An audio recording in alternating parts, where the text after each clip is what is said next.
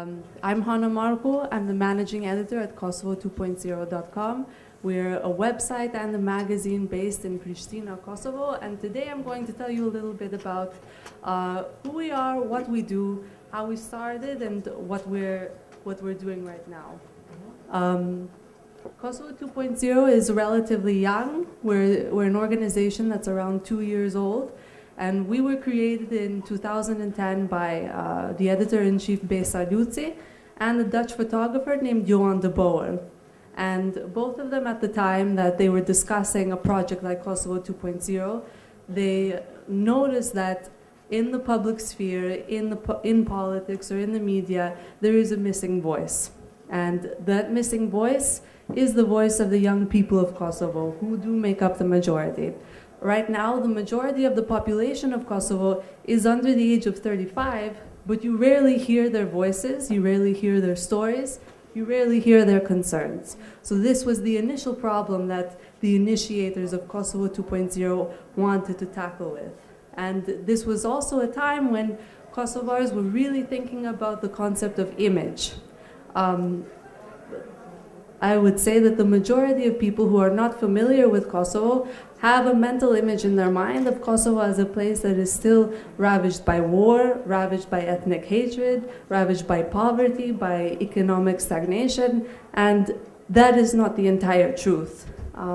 The other side of the truth that we wanted to show is this big pool of young people who are extremely talented, passionate, and energetic. We wanted to showcase the stories of the artists, the musicians, the students, the activists who are doing something to make Kosovo a better place to live in. That's what we wanted to do with Kosovo 2.0, is to create a space where we could actually hear their voices and find out what their stories are. And the other thing that we should talk about really is the audience. The audience of Kosovo 2.0 is it's quite thoughtful the way that the website has been constructed. There were two missions that we wanted to achieve with this website. In order to create this space, we also had to think about who were the people that we wanted to target. Who did we want to share these stories with? And the short answer is everybody. The complicated answer is we wanted to show the world what Kosovo is, but we also wanted to create that opportunity for the discussion to go both ways, which is why we created the website in 3 languages. So if you click on it right now, you'll find that you can select your language, either English, Albanian, or Serbian. And we really believe that this is a way that we can encourage this communication, not just to happen between Kosovars living in Kosovo, but also to create a space where we can hear stories of other young people who are from the region, who are going through the same kind of issues and struggles that Kosovo is going with. And in that way to create not just, a platform, but also a kind of a community. And we wanted to create that community not just between Kosovo and the world, but also between the different communities that live inside of Kosovo, because there is a real divide. And we wanted to try to break that isolation that exists right now in Kosovo between Albanian Kosovars and Serbian Kosovars. So right now, this is sort of just statistics that we've grabbed from the analytics that we have. We've had around 200 bloggers.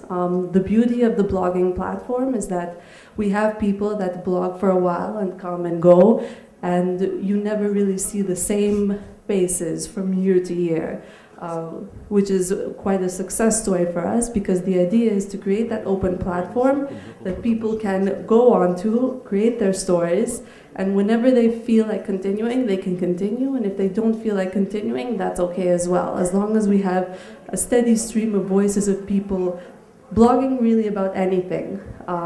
We didn't really set any kind of restrictions on what the kinds of blogs people should write about. We do have sort of rough categories in how we sort of place blogs, but we really don't set any limitations. So the blog can be about not having enough money to buy a packet of cigarettes, or it can be a blog about Kosovo-Serbia negotiations. So in that sense, we let the content kind of create itself we let people feel like they had ownership of the stories that they were sharing and telling with us. And the result is a huge archive of personal narratives that really tell the truth of what it is like, you know, to live as a young person in Kosovo, or to live as a young person in Macedonia, or in Albania, or in Serbia, or even as far as the United States or Western Europe. And that is really the unique thing about Kosovo 2.0, is that it's an online platform where you really, you don't have any limitations in terms of subject, in terms of content, in terms of who can write and what they can write about. We've also sort of developed a blogging system of people who live abroad who want to send us personal stories via video. And in that way, we're trying to really create, eventually at the end of the day, it's a rich archive and also a community of people who share Kosovo 2.0's way of thinking, which is that we are more similar than we are different. And even those differences can be discussed, talked about, debated, disagreed upon, but that space is there and it's open for everyone to participate in. This is our latest blog on our website. The magazine that we created is sort of a different entity. So the website sort of exists as this open platform for people to submit their personal stories. Our magazine really serves the purpose to investigate these issues that are sort of widely talked about in the Balkans. Image, corruption, and religion. These are things that all of the societies in the Balkans are sort of obsessed about, and they've almost become kind of stereotypical kinds of topics of conversation. Corruption has now become almost a stereotypical conversation of, oh, how horrible things are. And what we wanted to do with these issues of the magazine is to really delve into these issues and break these stereotypical ideas that we have about what is the image of Kosovo. Why is the level of corruption so high in Kosovo? What role does religion play in the public sphere? And instead of approaching these kind of topics in a superficial, look how horrible everything kind of approach, we wanted to find these unique stories of the reality of how does the image of Kosovo affect the everyday life of people in Kosovo? How does our image make our daily lives difficult? How does corruption make my daily life as a Kosovar difficult? How does religion play a role in the politicians that I vote for, or the public sphere that I take a part of? And I would say that we've slowly kind of reached a higher amount of readership with our print magazine. And each sort of successive magazine has achieved a certain amount of a boom in our society, at least in Pristina. The last magazine that we launched was launched in December of last year. And it was actually the issue that caused the most amount of controversy, surprisingly. It wasn't religion, it wasn't corruption or image, it happened to be sex that was our big scandal or our big controversy of last year. What we did with the sex magazine is really investigate kind of sexuality from a neutral standpoint in the Balkans. We had discussions with the LGBT community in the Balkans, in Kosovo, and abroad. We talked about having sex with disabilities. We talked about the difficulty it is to just be even a heterosexual man or a heterosexual woman in the Balkans.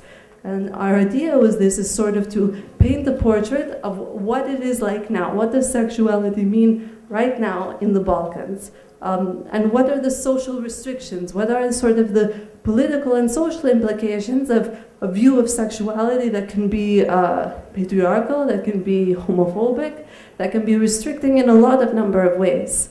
What ended up happening once we had printed the magazine and it was out for sale is we had a lot of negative reactions to our launch event. And the reactions were kind of everything from you're degenerating the youth, these are not traditional values. There were people who were opposed to the magazine on religious grounds, and it actually developed into quite a big controversy in Kosovo at that time. What ended up happening at our magazine launches, we got attacked 2 times. Once we got attacked by a group of 20 people who came in and destroyed our setup inside the hall where we were doing our launch.